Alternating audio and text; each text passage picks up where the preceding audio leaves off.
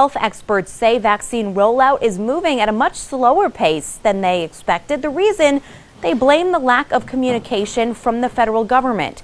ABC 6 News reporter Jordan Mazza continues our team coverage now of the coronavirus live in studio. Jordan. Well, Alana, that's right. Dr. Ashish Jha is respected around the world for his COVID-19 expertise. And in a one-on-one interview, he tells me the U.S. could do more to learn from the world as it rolls out the vaccine.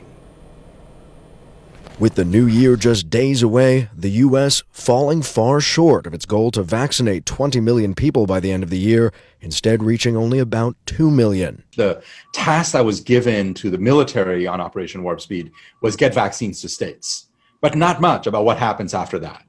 And it is striking to me how much of a failure of federal leadership this really appears to be. Dr. Ashish Jha, dean of the Brown University School of Public Health, says the federal government could have put in more resources like technical experts to help set up vaccination sites or bring in the National Guard to help build the sites. The federal government should have been on this for months, setting up vaccination infrastructure. So the moment the vaccines got authorized, people should have started getting vaccinated more or less the next day. Instead, they didn't. They left everything up to states. And now states are scrambling. Dr. Jha says that's not fair to states like Rhode Island, which he says is off to a good start, but still needs a federal partner to help battle the current surge. How do we have fewer Americans dying? How do we get kids back to school? All of those are going to get delayed. So who's doing it right? He points to countries like Israel, which is vaccinating 1% of its population every day.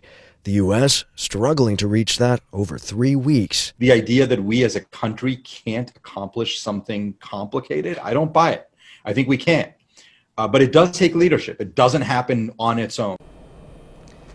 Now, Dr. Jha adds that he is encouraged by the new funding Congress just passed to provide additional help to states as they roll out the vaccine. Reporting live in the newsroom, Jordan Mazza, ABC 6 News.